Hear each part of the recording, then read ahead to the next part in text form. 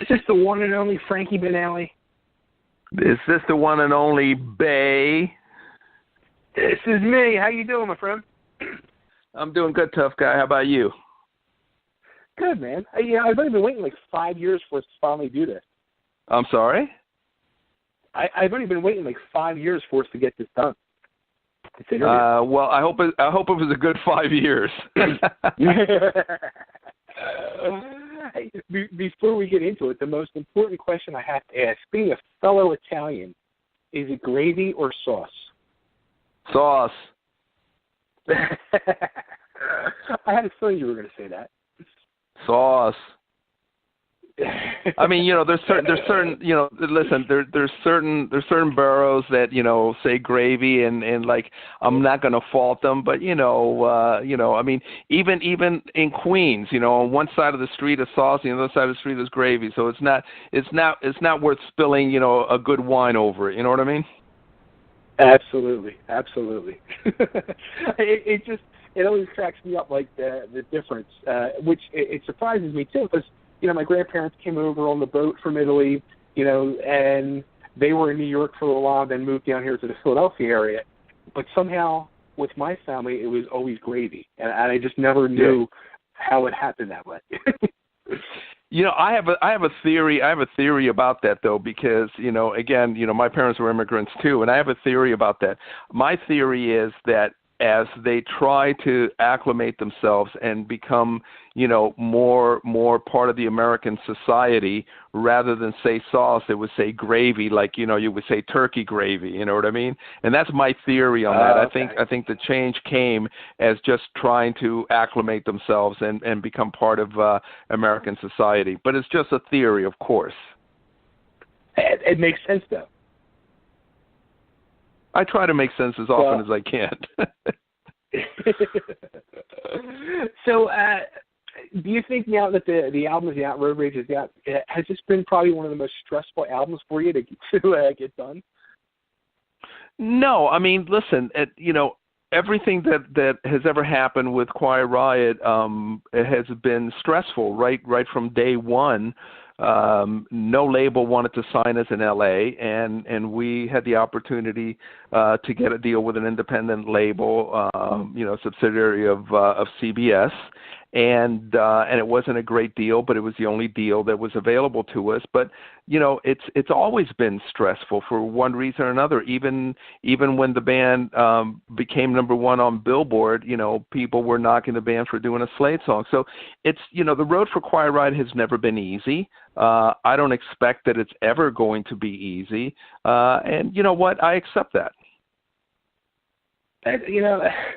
You think at some point, though, there might be a little bit of ease, or people that really don't even know or follow the band probably felt like even back in the day, like it came easy, don't know the true hell that the band has gone through for years. Yeah, listen, I always tell people a couple of stories. One of them is that when the Quiet Riot Mental Health record went number one in November 1983, we were an opening act for Black Sabbath. So it's not like our record is number one on the charts and we're the headlining band. We were a support act, not getting a lot of stage room, not getting all the sound, not getting all the lights. When we played the US Festival, it was the most amazing experience ever because we were playing to over 375,000 people. But, we were the first band on at 11:30 in the morning. So, there's two sides to every equation. I'm not complaining about, how can I complain about having a number one record and how can I complain about playing to 375,000 people? But, you have to put it in perspective. Everything isn't, as the old saying in the 80s goes, champagne and caviar. Right. Now, how the whole change happened pretty quick with the Seann Nichols. It was a few shows, and then you guys realized it wasn't going to work out. Like, what was that defining moment that you said to yourself, "This does not happen. This is not going to work"? Well, when it became clear that the situation was not going to improve and certainly not be able to move forward with Mr. Nichols, after 5 shows, he was asked to leave. And that's it. And we moved on. And it was as simple as that. And at that point in time, I made the decision to have James Durbin join the band, who was actually my first choice in the first place, but he wasn't available at the time. Oh wow! And I invited him to come in and write all brand new lyrics and all brand new melodies for the music that had already been written by myself and Alex Rossi, Chuck Wright, and my writing partner Neil Citron. So we just moved ahead, but I mean it was very carefully orchestrated. From the moment I knew that a change had to come, a change was made, because I don't put things on the back burner. Sure. Now with James, he's kind of the way I looked at it was like, you know, after Kevin passed away, when you decided to continue on with the band, the few singers you went through kind of had that very, I mean, at times you would close your eyes and you would think, wow, it sounds just like Kevin. With James, it's a total different style. Do you think that was like something that you really wanted to go with? You know, it was getting away from, like, not pigeonholing yourself into finding somebody that was kind of trying to sound like Kevin, I should say? Well, it was important to understand that you know, the singer that I worked with from 1980, when I first met Kevin in 1980, all the way until he passed in 2007, was Kevin. That was the tone that I was used to, and I had a lot of false starts with different singers that, you know, somewhat resemble Kevin's vocal style in a karaoke manner, but that just didn't work. It was never the right fit. It was never going to be as great as Kevin was, and I wasn't trying to replace Kevin, because that's an impossibility to do. You don't replace a Kevin DuBrow. You don't replace a Robert Plant. You know, you don't replace these iconic singers that have a certain style and a certain range. So when I decided to move forward with James, I said to myself, I needed somebody that had the range that Kevin had in order to be able to do justice to the older songs when we played them live. But at the same time, I wanted somebody that would bring something of themselves that would add to Quiet Riot and in turn become part of the Quiet Riot sound. And James was the man for the job. Nice. Now, were you a fan of American Idol at all? Like, had seen him in the past when he was on the show, or? I was a casual watcher of the show. I wasn't you know, that person that, you know, waited every week for the show to come on. I did see James on the show because a friend of mine had told me that there was this rock guy on American Idol, which is like unheard of at the time for me. Sure. So I checked him out, and I thought he did a great job with Rob Halford and Judas Priest, and I thought he did an amazing job with Zakk Wylde. And I literally said to myself, you know, this guy's really talented. I think he's going to do well for himself, or at least I hope so. And that was it, out of sight, out of mind for X amount of years until I needed him. Did you say to yourself or contemplate it yourself at any point, like, I don't know if I want to go this route because I know I'm just going to get even more flack because he's from American Idol? I could care less about the criticism. You know, Quiet Riot and myself personally, and certainly Kevin DuBrow when he was alive, the criticism was endless. So, you know, once you get so much of that, you become numb to it. It doesn't bother you anymore. And again, you know, if the critic has no value, the criticism has no value. So it doesn't bother me at all. That's awesome. Now, do you think any chance we might see Quiet Riot on the new version of American Idol since they're coming back? You know what? I have no idea. If it was proposed, yeah, I'm happy to be there, but that's not even on my radar at this point. Now, how about with the documentary? Do you think doing the documentary, like, you know, a lot of longtime fans, you know, they again, going back to criticism or flack, you know, they want to sit and badmouth you or the band because there's been so many singers. But do you think that kind of was like an eye-opener to people? Like, wow, like, this is what this is really going through. And like, you know, Frankie deserves a chance to rock and roll with Quiet Riot still, but look at the hell he's had the ordeal to go through these last few years with all these various singers. Well, a small part of being in a band is that whole fantasy of, you're up on stage and wearing the stage clothes and playing to the audience and playing your songs and all of that. That's a small part of it when you look at what it takes not only to get to that point, but everything that happens in between from one show to the next show. So I think the auditioning for the singers was fascinating because it was just a cattle call and they didn't know it was for Quiet Riot. So there were some great moments, and there were certainly some real funny moments in that situation. I think also in the movie it shows that Quiet Riot was not just the four guys that recorded the Mental Health record, that there has been a lot of great musicians that have come and gone through Quiet Riot. And it also gives you, I have the saying that I don't get paid for that hour and a half and 2 hours on stage. I get paid for the other 22 hours of the day just to get to that point. And I think, the movie clearly illustrates that, and it shows you the good, the bad, and certainly the ugly that happens in real life, like it happens to everyone else. Sure. Now talking about some of the musicians that you've played with over the years with Quiet Riot, have you heard anything like, has Rudy or Carlos reached out to you and say, hey, man, I really dig the new album? Well, Rudy absolutely loved the movie. Rudy absolutely loves the Road Rage record. As a matter of fact, he sent me congratulations today. Rudy and I have known each other since 1972. So that's 10 years before we recorded the Mental Health record. We have been in and out of different bands together. So, our friendship and our bond is a brotherhood. I mean, he is like a brother to me, and I am a brother to him. Carlos, who I think is an amazing guitarist, just ridiculously talented.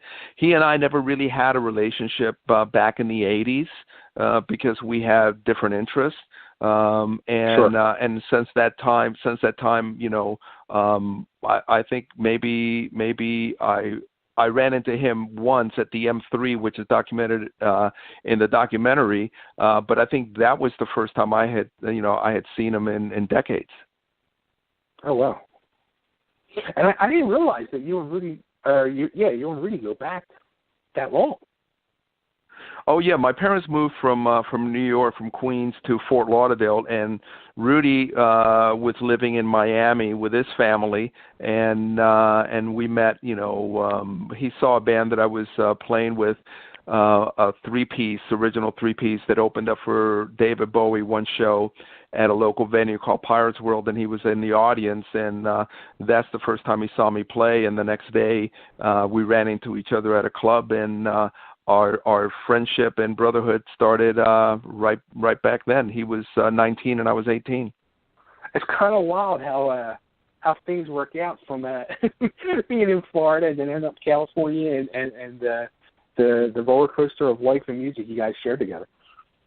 Yeah, I can't say enough about Rudy, both as a musician, because he's a stellar musician, but as a person, he's an unbelievably kind and wonderful person, and I am blessed to have had him in my life and continue to have him in my life since 1972 to date. He's a wonderful person, an incredibly talented musician, and even though he hasn't been a part of Quiet Riot since 2003, he's incredibly supportive of Quiet Riot and what I try to do with the band. Yep, that's awesome. Now, I have to ask, because I am a huge Randy Rhoads fan. What was it like when you got to play with Randy? Randy was, I used to go see the first version of Quiet Riot in the club circuit in L.A. because that's really the only place they played. I went to see them because I thought Randy was the most brilliant guitarist I've ever seen. Kevin was the most amazing showman, and my best friend Rudy Sarza was playing bass in the band. And of course, the topper was the fact that their entire audience, which was always packed, was all girls.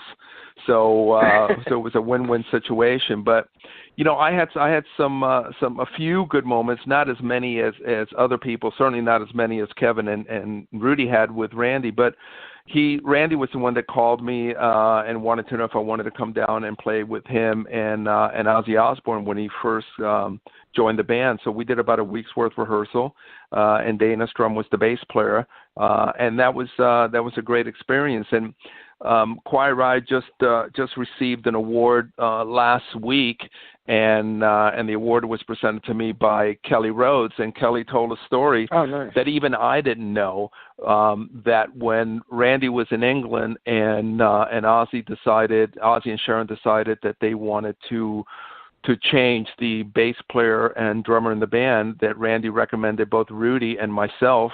And Rudy was able to get the gig, and they ended up with Tommy Aldridge because Tommy's a great drummer. And at the time, I was just a complete and total unknown, so I completely and totally get it.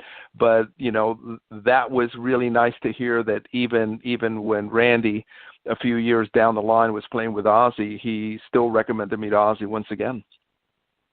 Oh, that's awesome. That is awesome. Did you ever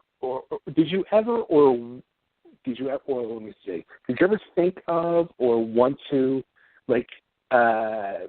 pick one of them songs off of those first two albums with Randy to redo, or you would never touch them? Well, I already did. One of my favorite songs that Quiet Riot played live, that version of the band was Slick Black Cadillac. It was, like I said, one of my favorite songs to listen to.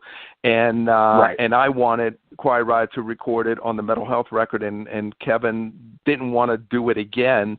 And I was just really, really persistent to the point that I was a real pain in the ass about it. And Kevin finally agreed to do it as long as I would just shut up about the song. So, yeah, we already did that. Now, going back to the new album, Road Rage, you guys just you did your first video in, 30 years, I think I saw it was, for Can't Get Enough? Yeah, 29 years after the last video we did for a song called Stay With Me Tonight off the fourth Quiet Riot record, we decided to do a video.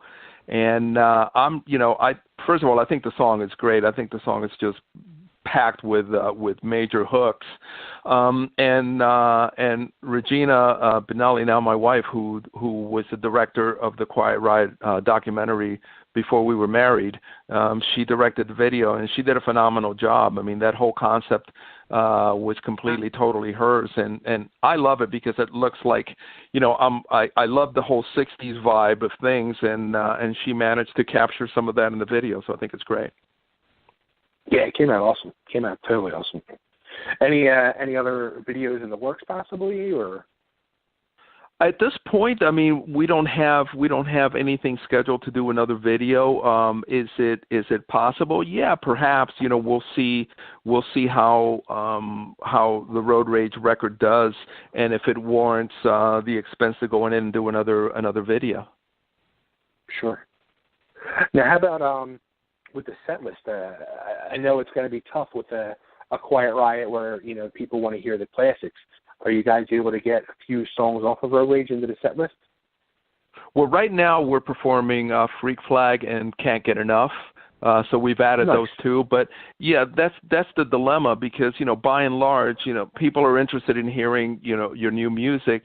But by and large, they want to hear the classic Quiet Riot material. And the set that I've put together generally has most of the songs are from the Mental Health record, quite a few from Condition Critical, a few things from QR3, a deep track here and there. So the problem becomes, if you add something, you have to delete something.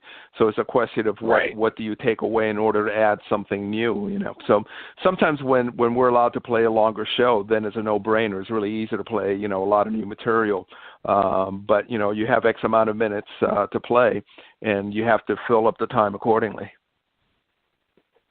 Well, if you get longer sets, my suggestion is The Road. Love that tune. It's a great song. That's the music to that song was written by Alex Grossi, and he did an unbelievable job on that track. And James just knocked it out of the park with his vocals. I mean, that's some of the highest register singing I have ever heard, and it's just phenomenal. I'm a big fan of it. Nice. Cool. Well, Frankie, this has been awesome. Thank you. I know you're busy.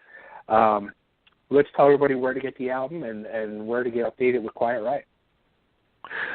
You can go to Quiet Riot Band.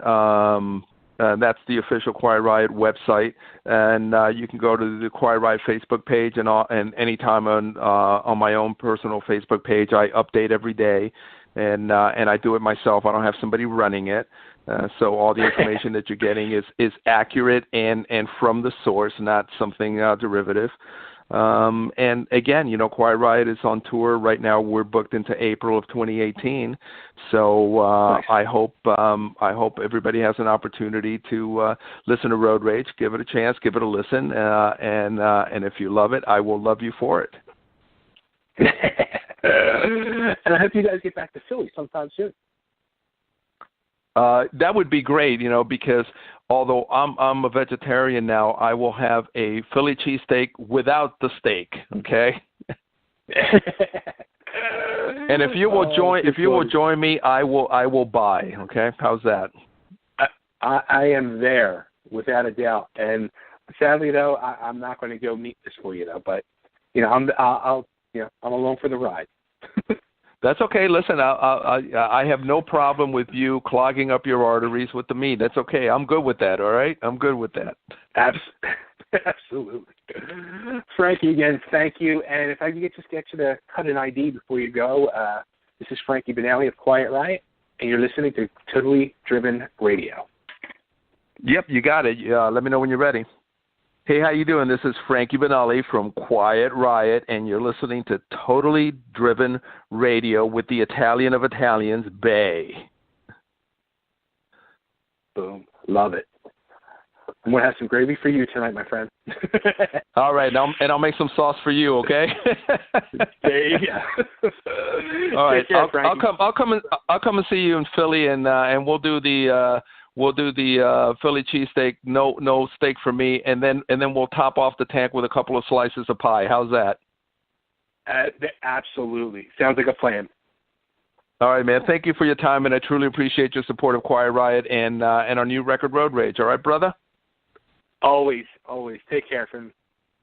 Take care, my friend. Bye-bye. Bye.